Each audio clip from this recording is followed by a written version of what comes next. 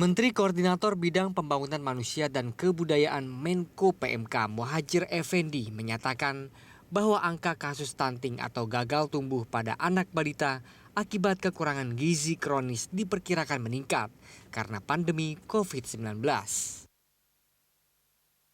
Menurut perhitungan pemerintah, guna mencapai target angka stunting 14% pada tahun 2024, maka setiap tahun persentase kasus stunting harus diturunkan 2,7%.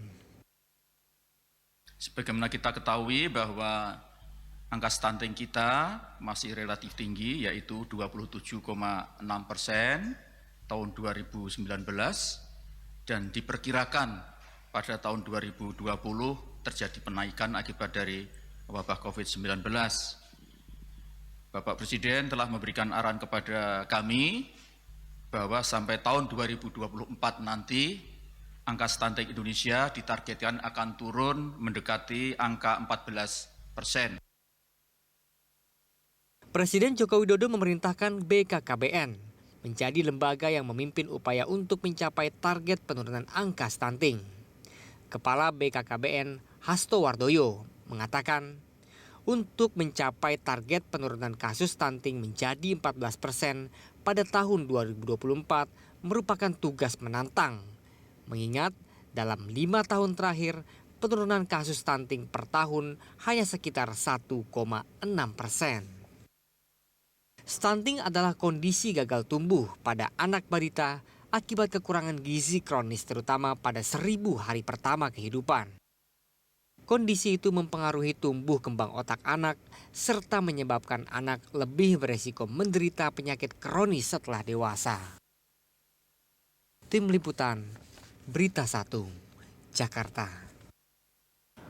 Ya, pemirsa, Menteri Koordinator Bidang Pembangunan Manusia dan Kebudayaan Muhadjir Effendi menyatakan bahwa angka kasus stunting ini diperkirakan meningkat karena adanya pandemi COVID-19. Dan di sisi lain, pemerintah akan berusaha untuk menekan angka stunting hingga 14% di tahun 2024. Untuk membahas hal ini bersama kami sudah hadir dan juga bergabung Deputi Bidang Koordinasi Peningkatan Kualitas Kesehatan dan Pembangunan Kependudukan Kemenko PMK, Agus Suprapto, serta ada juga pakar kesehatan masyarakat Universitas Indonesia, ada Pak Ahmad Syafiq. Saya sapa dulu Pak Agus dan juga Pak Syafiq, apa kabar? Sehat-sehat selalu? Alhamdulillah sehat-sehat Mbak. Selamat siang Mbak Bobi. Selamat siang. Ya, terima kasih untuk waktunya bersama kami.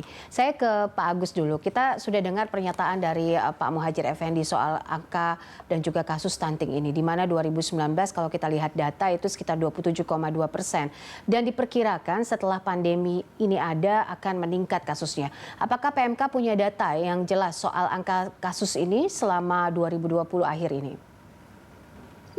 Baik Mbak, terima kasih atas waktunya. Begini, jadi angka pasti kenaikan tahun 2020 belum ada yang diukur, Mbak. Tapi kita bisa mengestimasi, begitu ya. Proses estimasi sedang dibicarakan oleh para pakar. Tapi kami harap itu tidak meningkat, ya. Itu angkanya tetap 27,67 sudah syukuran, alhamdulillah. Kalaupun meningkat, saya harap kalau lihat tren 5 tahun terakhir terdahulu, itu penurunan kan sekitar 1,3 gitu ya per tahunnya, 5 tahun sebelum ini.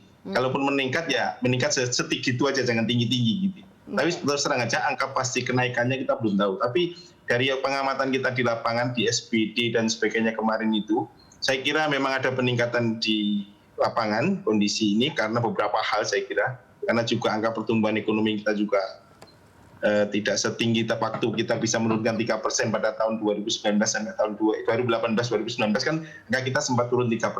Pada saat pertumbuhan ekonomi kita 5,4 kan. Tapi kondisi sekarang kan jauh berbeda.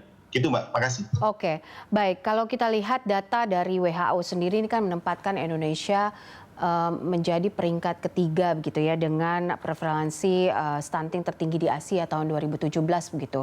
Nah, dan angka kasusnya itu sempat mencapai 36,4%. Artinya ini harusnya bisa menjadi catatan yang sangat penting begitu untuk semua pihak terkait hal ini. Namun 2018 kan terjadi penurunan di 27,64% gitu ya. Nah, Kalau dilihat dengan angka ini, kemudian terjadi juga pandemi, apakah artinya ini juga sangat relevansi dengan urusan ekonomi, kemudian juga krisis kesehatan yang terjadi saat ini? Lalu dengan targetnya Pak Jokowi sendiri, 14% di 2024, mungkinkah itu bisa dilakukan? Begini, memang target itu kita canangkan sebelum ada bagian pandemi dan sebagainya, dan saat kita sedang punya pertumbuhan ekonomi yang sangat baik. Kita tentu tidak menutup mata pada kondisi saat ini itu kan pertumbuhan ekonomi sangat rendah. Kemudian kita bisa melihat bahwa banyak tenaga kerja yang di PHK, banyak kehilangan mata pencarian. Saya kira itu juga mengurangi konsumsi, saya kira. Nah, untuk mencapai angka 14% itu sebenarnya kita punya beberapa strategi nasional yang telah ditetapkan. Paling tidak ada 5 pilar utama untuk hal itu, yaitu tentang komitmennya pimpinan, adanya komitmennya pimpinan, adanya kampanye nasional, perubahan-perubahan, kemudian konvergensi program-program di tingkat daerah itu perlu dikonvergensikan agar program-program yang berada di masing-masing kementerian lembaga itu sebenarnya banyak, tapi kita harus benar-benar bisa deliver kepada sasaran yang lebih tepat. Nah, tentu dengan penunjukan BKKBN itu adalah sebagai resource linker di lapangan sehingga program-program itu bisa tepat sasaran. Oke. Selain itu, untuk menjaga kondisi Oke, PMK sendiri dengan BKKBN sejauh ini seperti apa koordinasinya untuk mewujudkan ini? Apa yang sudah dilakukan dan bagaimana fokus dan juga apakah sudah ada blueprint-nya? Baik, jadi kita dengan BKKBN sejak November kemarin sudah intens membuat sebuah program-program supaya lebih atraktif di lapangan, karena memang kelihatannya ini membutuhkan suatu koordinasi yang lebih konkret di lapangan, bentuknya yang operasional, supaya tadi saya bilang deliver tadi sampai di lapangan. Dan selain itu di program-program lain untuk mempertahankan kondisi saat ini kan juga ada bansos. Nah, bansos itu sebenarnya salah satu cara juga untuk supaya konsumsi di tingkat bawah juga penduduk bisa akses kepada makanan. Gitu. Karena WHO juga sudah pernah mensinyalir bahwa selama pandemi ini diduga ada akses makanan itu juga menurun, kemampuan beli juga menurun dan sebagainya. Pemerintah mengeluarkan bansos, bantuan langsung tunai dan sebagainya, dan sudah dikasih kriteria itu bisa beli untuk apa saja dan sebagainya. Yang ada di e-warung. Tujuannya supaya konsumsi 1000 hari pertama itu bisa tercapai. Beli telur dan ikan, ayam dan sebagainya. Itu adalah pemerintah berusaha keras bagaimana mengatasi stunting supaya tidak menurun, bahkan supaya tidak ada pertambahan tapi menurun semakin menuju ke angka 14 itu. Mereka tidak boleh untuk beli rokok, tidak boleh untuk pulsa, itu jelas peraturannya. Dan itu berdasarkan sumber pangan yang ada di daerah tersebut. Oke, saya ke Pak Syafiq. Pak Syafiq, sebagai negara dengan prevalensi yang tertinggi ketiga begitu ya di Asia di tahun 2017 karena angka stunting yang sangat tinggi begitu. Tentunya ini menjadi sebuah kekhawatiran bagi banyak pihak bahwa ternyata masih banyak orang Indonesia yang masih kekurangan gizi, kemudian juga menderita stunting. Kalau menurut kacamata Anda sendiri melihat angka stunting selama pandemi ini perkiraannya seperti apa? Lalu boleh sedikit dijelaskan mungkin supaya masyarakat tahu sebenarnya stunting itu seperti apa dan ruang lingkupnya bagaimana? Ya, baik. Terima kasih. Memang persoalan stunting ini menjadi isu utama ya dalam bidang gizi kesehatan masyarakat, dan angka kita yang cukup tinggi, kira-kira tadi 27% ya, sekitar ya 30% gitu. Kemungkinan di tengah pandemi ini saya sudah mengingatkan sebenarnya dari awal. Sejak pandemi mulai diumumkan, salah satu yang membuat kita khawatir adalah menurunnya layanan kesehatan dan gizi akibat pandemi. Dan survei menunjukkan bahwa memang terjadi penurunan ya, baik itu dalam cakupan imunisasi maupun dalam hal layanan posyandu misalnya.